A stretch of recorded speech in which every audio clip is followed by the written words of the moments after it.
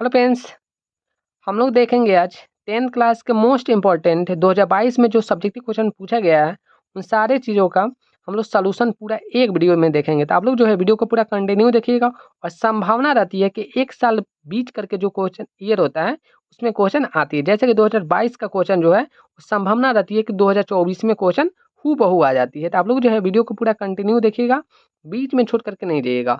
और आप हमारे चैनल पे पहली मरते आए हो तो एक काम जरूर कर लीजिएगा, चैनल को सब्सक्राइब करके बेल आइकन प्रेस कर लीजिएगा, क्योंकि इस प्रकार की वीडियो आपको मिलती रहेगी। इसमें बताया जाएगा आपको किस प्रकार से सॉल्यूशन किया जाता है और तरीका क्या होता है मैथ को बनाने का। इसमें जो टोटल जो होती है आपका सब्जेक्टिव क्वेश्चन 2 नंबर की बात किया जाए तो टोटल आपका 30 क्वेश्चन होता है। कितने क्वेश्चन होती है? 30 क्वेश्चन होती है। और ये आप लोग को जैसे कि स्क्रीन पे दिख रहा होगा 2022 में ये ओरिजिनल क्वेश्चन है, ठीक है। और ये सेट ए का है, क्वेश्चन आपका सेम रहता है, सिर्फ क्वेश्चन नंबर इधर उधर रहता है। तो आप लोग वीडियो को पूरा कंटिन्यू देखिएगा। चलिए क्वेश्चन नंबर हम लोग एक से स्टार्ट करते हैं। जैसा कि आपके स्क्रीन पे दिख रहा है, पहला प्रश्न बोल रहा है 0.0875 को पी बाई क्यू के रूप में लिखना है हमको। जहाँ पे बोल दिया है पी और क्यू कोई उभयनिष्ठ गुणनखंड नहीं होगा। चलिए हम लोग इसको हल करते हैं। तो इसको हल करने का तरीका हम लोग जानेंगे आज। तो सबसे पहले क्या करेंगे, सॉल्यूशन नंबर 1 लिखेंगे। एक का सॉल्यूशन कर रहे हैं।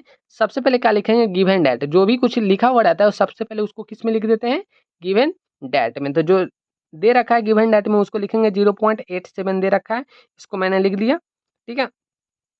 अब क्या करते हैं ना, यहाँ पे करते क्या है कि पॉइंट हटाएंगे। तो पॉइंट जैसे हटाएंगे तो नीचे पॉइंट के बाद में कितने अंक है, 3 अंक है। अगर 4 अंक रहता तो 4 अंक डालते, जैसे कि आप लोग को दिख रहा होगा कि पॉइंट के बाद में 3 अंक है, तो 3 अंक के बाद में यानी कि 3 जीरो।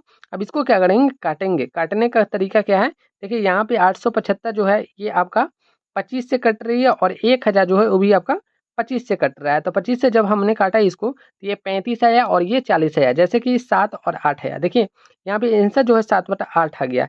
आप लोग सोच रहे हैं कि इसका आंसर 7/8 है। क्वेश्चन में यहाँ पर ये ध्यान से गौर कीजिएगा, यहाँ पे 0.087 है। हमने किससे बनाया, 0.87। अगर आप यहाँ पे 0 लगा दीजिएगा तो क्वेश्चन का आंसर कुछ और आएगा। तो आप लोग ध्यान से इसको बनाइएगा, तरीका यही है, ठीक है। यहाँ पे मिस्टेक हुआ, 0 छूट गया है, तो उससे कोई घबराने वाली बात नहीं है। चलिए क्वेश्चन नंबर 2 क्या बोला है उसको हम लोग देख लेते हैं। क्वेश्चन नंबर 2 क्या बोल रहा है बहुपद 3x² - x - 4 के शून्य ज्ञात करना है। क्या करना है, शून्य ज्ञात करना है। शून्य ज्ञात करने का मतलब है x की वैल्यू निकालते हैं। तो क्या करेंगे, फिर से वही तरीका हम लोग अपनाएंगे। सबसे पहले क्या करेंगे, 2 नंबर लिखेंगे, उसके बाद में सॉल्यूशन। देखने यहाँ पे आप लोग गौर कीजिएगा, लिखने का तरीका क्या है। 2 नंबर लिखें, सॉल्यूशन लिख दिए, ठीक है। उसके बाद में गिवन डेट लिखेंगे। गिवन डेट क्यों, जो कुछ भी दिया रहता है सबसे पहले उसको लिख लेते हैं। या तो आप लिख दीजिए हिंदी में दिया गया है, नहीं तो आप लिख सकते हैं दिया गया। तो यहाँ पे हम लिख दिए गिवन डेट। गिवन डेट में लिखेंगे 3x² माइनस में x - 4 दे रखा है। हमें शून्य का निकालना है। क्या करना है, शून्य का निकालना है, इसलिए 3x² - x - 4 बराबर में क्या डालेंगे, 0 डालेंगे, ठीक है। 0 डाल दिए। अब क्या करेंगे ना, यहाँ पे गुणनखंड करेंगे, 3 और 4 को गुना करेंगे। तो 3 और 4 को गुना करेंगे तो क्या आपका आंसर आएगा, सॉरी गुना करने पे 12 आ गया। 12 को फैक्टर करेंगे। क्या करेंगे, फैक्टर करने पे हमको 1 लाना है। ये x है यानी कि 1 x है, तो हम कर सकते हैं 4 × 3, 6 × 2 भी कर सकते हैं, लेकिन 6 और 2 से कभी भी 1 नहीं आएगा। लेकिन 4 और 3 से 1 आ जाएगी, यानी कि 4 में से 3 को घटा लेंगे तो आपका 1 आ जाएगा। वही काम किए हैं यहाँ पे। हमने क्या किया, 3x² प्लस में 3x माइनस में 4 लिख सकते हैं, क्योंकि 3x माइनस में 4 जब इसको हम हल करेंगे तो माइनस में x आ जाएगी। अब यहाँ पे क्या करेंगे हम लोग कि 3x और 3x² प्लस में 3x में से कॉमन लेंगे इन दोनों में से। तो 3x कॉमन हो जाएगी तो बचेगा आपका x, प्लस में क्या बचेगा 1। इन दोनों में से अगर कॉमन निकालते हैं 4x - 4 में से, तो 4 कॉमन हो जाती है और यहाँ पे क्या बचेगा x + 4। अब यहाँ पे एक चीज़ गौर किया जाता है कि जो आपने कॉमन निकाला है, जो ब्रैकेट में है वो सेम है या फिर नहीं है। ब्रैकेट में अगर सेम है तो समझिए कि आपका जो मैथ है वो बिल्कुल सही है। तो x + 1 और यहाँ भी आ रही है x + 1 आ रही है। तो क्या करेंगे, इन दोनों को एक ब्रैकेट में लिख देंगे। जो बाहर है यानी कि 3x - 4 उसको एक ब्रैकेट में लिख देंगे। बराबर में क्या चल रहा है, शून्य चल रहा है, तो उसको शून्य को लेकर के चलेंगे। बारी बारी से क्या करेंगे, इन सारे को शून्य के बराबर करेंगे। नहीं 3x - 4 बराबर में 0 लिखेंगे। फिर उसके बाद में 3x बराबर में क्या हो जाएगी, 0 पहले से, और ये माइनस वाला इस साइड आएगी तो आपका प्लस में हो जाएगा। अब यहाँ से x की वैल्यू निकालते हैं हम लोग, तो x की वैल्यू आ जाएगी 4 पहले से, और 3 जो है आपका गुना में है, x के साथ गुना में है, तो इस साइड आएगी तो भाग में आ गया, यानी कि इसका आंसर जो है 4/3 आ गया। और इसका आंसर क्या आ गया, x + 1 बराबर में 0 है, x + 1 बराबर 0, तो x की वैल्यू माइनस में 1 आ गया, ठीक है ना। तो यहाँ से आपका शून्यक निकल गया, शून्यक की वैल्यू कितना आया, 1 और 2, 2 शून्यक आया आपका, एक आया 4/3 और एक आया माइनस में 1। देखिए यहाँ पर बात आती है शून्यक 2 क्यों आया, देखिए पावर जितना रहता है उसका उतना शून्यक होता है। अगर पावर 2 है तो उसका जो शून्यक है वो 2 आएगी, और पावर 3 है तो उसका शून्यक 3 आएगी। अगर पावर उसका 1 है, यानी कि रैखिक है, तो उसकी जो शून्यक की संख्या होगी कितनी होगी, 1 होगी। तो यहाँ से भी क्वेश्चन आ जाती है, शून्यकों की संख्या अगर 2 है तो उसकी पावर कितनी होगी, 2 होगी, ठीक है। चलिए क्वेश्चन नंबर 3 को हम लोग देखेंगे। क्वेश्चन नंबर 3 क्या बोल रहा है, क्वेश्चन नंबर 3 बोल रहा है कि दो संख्याओं का जो अंतर वो 26 है तथा एक संख्या दूसरी संख्या की 3 गुनी है, तो संख्या ज्ञात करके बताना है। बहुत शानदार क्वेश्चन है। देखिए इस प्रकार की क्वेश्चन आपके बोर्ड में पूछी जाती है और संभावना है कि सारे क्वेश्चन आपके बोर्ड में पूछा जाएगा, ठीक है ना। तो आप लोग धैर्य बना करके देखिएगा, नोट्स जरूर बनाते जाइए। जिस प्रकार से मेरा कॉपी लिखा हुआ है उसी प्रकार से आपको भी बोर्ड में लिखना है, ठीक है। यहाँ पे बोला है दो संख्याओं का अंतर जो 26 है, एक संख्या दूसरी संख्या की 3 गुनी है। चलिए हम लोग इसको हल करते हैं। तो इसको बनाते हैं, सबसे पहले मान लेते हैं, माना एक संख्या जो आपका x है और दूसरी संख्या मान लेते हैं, दूसरी संख्या जो होगी आपका y होगी, ठीक है। हमसे बोला है दो संख्याओं का अंतर जो है 26 है, दो संख्या लेना है, उसके अंतर कितना करना है, 26 करना है, और एक संख्या जो है दूसरी संख्या की 3 गुनी है। तो हम लोग आते हैं प्रश्न से, प्रश्न से हम लोग काम करेंगे। हमसे बोला है दो संख्याओं का अंतर जो है वो है 26 है, मान लेते हैं इसको समीकरण फर्स्ट मान करके छोड़ देते हैं। फिर से बोला है आपका, फिर से बोला है एक संख्या जो है, मान लेते हैं एक संख्या जो है वो दूसरी संख्या की 3 गुनी है, यानी कि x की वैल्यू जो है वो दूसरी संख्या की 3 गुनी है। तो यहाँ पे क्या करते हैं, ये समीकरण सेकेंड मान लिए। अब x की वैल्यू जो 3y है यहाँ पे पुट कर देते हैं, लिख देते हैं यहाँ पे समीकरण फर्स्ट में x का मान रखने पर, तो समीकरण फर्स्ट में हम क्या करते हैं, x की मान रखते हैं, तो ये आपका हो जाएगा 3y माइनस में y बराबर में आपका 26 हो जाएगी, ठीक है। यहाँ से हल करते हैं तो आपका आ जाएगा 2y बराबर में 26, तो y की वैल्यू निकालते हैं तो 26/2 काटेंगे इसको तो 13 आ गया, कितना आ गया 13। अब समीकरण किसी में भी मान रख करके आप x की वैल्यू निकाल लीजिए। समीकरण फर्स्ट में या फिर सेकेंड में, मान लेते हैं सेकेंड में रख लेते हैं, सेकेंड में y का मान रखने पर, तो y का मान रख रहे हैं तो यहाँ पे x बराबर में आ जाएगा 3 गुने y, y के जगह पे 13 रखना है, तो x की वैल्यू जो आ गया आपका 39 आ गया, 13 39 होती है। तो यहाँ से आप लोग गौर कीजिएगा, इसको या के सिंबल में सजा लिए, तो x की वैल्यू आपका 39 है और एक y की वैल्यू जो है आपका कितना है 13 है। इन दोनों का अंतर करते हैं, यानी कि x माइनस वाई था मेरा, x की जगह पे 39 है और y की जगह पे 13 है, करते हैं तो 26 आ गया, यानी कि दो संख्याओं का अंतर आपका 26 आ रही है, ठीक है। एक संख्या जो है दूसरी संख्या की 3 गुनी है, तो 3 गुनी भी हो रही है, 13 39 भी हो गया। तो इस प्रकार से जो है इस क्वेश्चन का आंसर हम लोग बड़ी आसानी से निकाल सकते हैं। दो संख्या बोला इसलिए हमने एक को माना x, दूसरी को माना y, इन दोनों का जो अंतर है वो 26 दे रखा है, हमने 26 लिखा, और बोला है एक संख्या जो है आपका वो दूसरी संख्या की 3 गुनी है, तो एक संख्या x जो है वो आपकी दूसरी संख्या की 3 गुनी है, तो हमने बराबर में कर दिया 3 गुनी। बस इसी को हमने क्या किया, समीकरण के रूप में ढाल दिया और इसको आंसर निकाल दिया, सॉल्यूशन कर दिया, ठीक है। तो इस प्रकार से जो क्वेश्चन नंबर 3 भी आपका कंप्लीट हो गया। क्वेश्चन नंबर 4 क्या बोल रहा है, ये बहुत बार रिपीट होती है क्वेश्चन, ब्रज गुणन विधि से, ठीक है ना। ब्रज गुणन विधि आप लोग जो है घोड़ करके पी जाइए, किस प्रकार से हम लोग करते हैं। सो क्वेश्चन है कि 8x + 5y में 9 एवं 3x + 2y में 4 का हल है, हमको निकालना है इसका हल।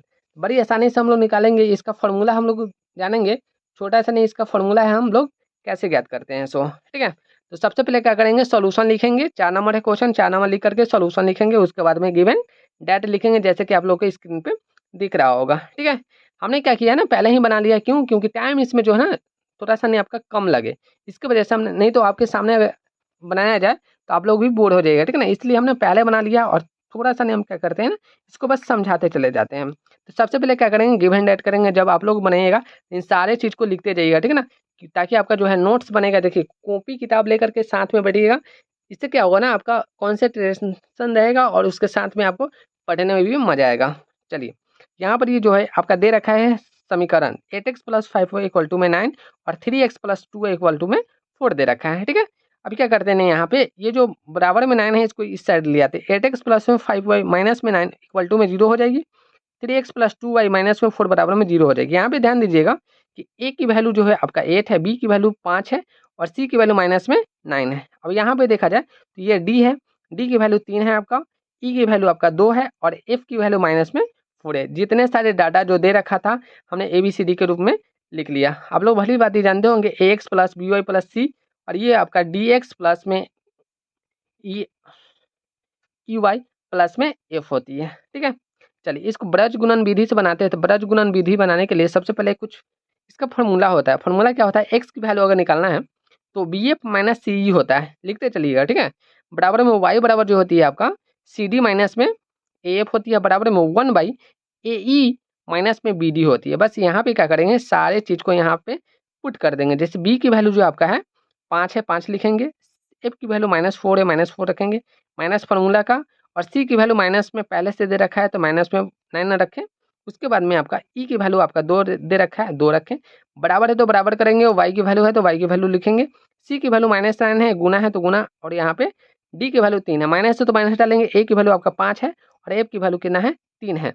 बराबर है तो बराबर करेंगे, 1 है। AE की वैल्यू जो है 8 है और 2 है, माइनस है तो माइनस, B की वैल्यू 5 है और D की वैल्यू आपका 3 है। बस इसी को क्या करेंगे अब हम लोग हल करेंगे। तो 5 का 20 होती है, माइनस में तो माइनस माइनस माइनस प्लस हो जाएगी, 9 दूनी 18, 9 तिया कितना होगी 27 होगी, 5 तिया कितना होगी 15 होगी, बराबर में है 8 दूनी 16 और 5 तिया 15 हो जाएगी। यहाँ पे देखा जाए तो x और बटा में माइनस में 20 और प्लस में 18 है, तो इसको हल करते हैं तो माइनस में 2 आएगी, बराबर में y बटा में हो जाएगी आपका माइनस में 27 माइनस में 15, इसको हल करते हैं तो माइनस में 42 आएगी। 27 और 15 को जोड़ेंगे तो 42 आएगी, लेकिन दोनों के दोनों माइनस में है तो इसलिए इसका आंसर जो है माइनस में आएगी।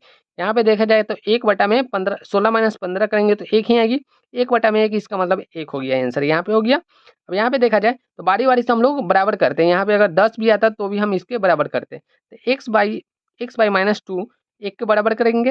उसके बाद में x की वैल्यू निकालेंगे, क्रॉस मल्टीप्लिकेशन करा देंगे तो x की वैल्यू जो है आपका माइनस में 2 आ जाएगा। यहाँ से 1 की वैल्यू आ गया। उसके बाद हम y की वैल्यू निकालते थे, यहाँ से y की वैल्यू निकालेंगे तो y की वैल्यू जो है y बटा -42 बराबर में 1 है, तो y की वैल्यू क्रॉस मल्टीप्लिकेशन कराएंगे तो माइनस में 42 आएगी। तो यहाँ से आपका जो है x और y की वैल्यू आ गया, ठीक है। तो ये 2 चर रैखिक समीकरण से जो ब्रज गुणन विधि से बार बार क्वेश्चन आती है, ऐसा कोई इससे साल नहीं है जिसमें ब्रज गुणन विधि नहीं आया होगा, ठीक है। तो आप लोग सीख चुके होंगे, तो आप लोग जो है कोशिश कीजिएगा वीडियो को भी शेयर करिए, ठीक है ना, ताकि मेरा जो वीडियो है कुछ लोग और तक जाए, ठीक है।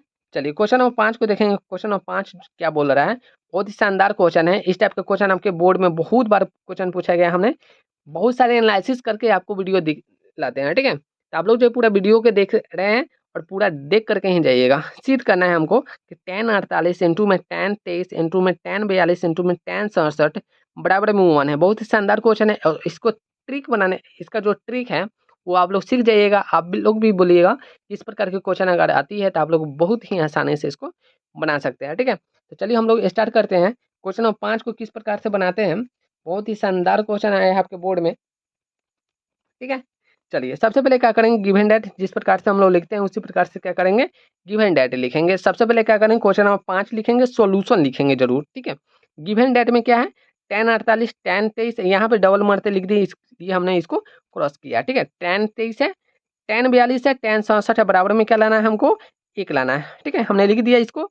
गिवन डेट में हमको प्रूफ क्या करना है, we have to prove that, हमको प्रूफ क्या करना है कि इन सारे के वैल्यू जो है 1 लाना है, ठीक है। तो we have to prove that लिख सकते हैं, नहीं तो हिंदी में आप लोग लिख सकते हैं हमें सिद्ध करना है। तो सबसे पहले क्या करेंगे, हमको LHS और RHS को देखना है, ठीक है।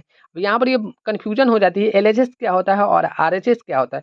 तो लेफ्ट हैंड साइड यानी कि इस साइड वाली जो हिस्सा होती है उसको LHS बोलते हैं, और जो राइट साइड वाली हिस्सा होती है उसको RHS बोलते हैं। इसमें बड़ी तीर मारने वाली बात नहीं है, ठीक है। चलिए यहाँ पर ये ध्यान दीजिएगा। सबसे पहले क्या करते हैं ना, LHS में जितने सारे दे रखा है tan cos की वैल्यू उसको लिखेंगे, tan 48 इंटू में tan 23 tan 42 tan 67 दे रखा है उसको लिख लिए। अब यहाँ पर एक चीज दिमाग लगाते हैं, दिमाग क्या लगाते हैं कि ऐसा 2 एंगल को ढूंढेंगे, ऐसा 2 एंगल को ढूंढेंगे जिसका एंगल जोड़ने पे 90 डिग्री होना चाहिए। तो देखिए यहाँ पे 48 है और यहाँ पे 42 है, इन दोनों को जोड़ेंगे तो 90 हो जाएंगे। तो इन दोनों को उठा करके लाएंगे एक जगह पे लिख देंगे, ठीक है। 23 और 67 को जोड़ेंगे तो 90 हो जाएगी। इन दोनों को उठाएंगे और एक जगह लिख देंगे। ये मेरा काम पहला काम था। चलिए ठीक है, लिख दिए। अब क्या करते हैं ना, इन दोनों में से किसी एक को चेंज करेंगे।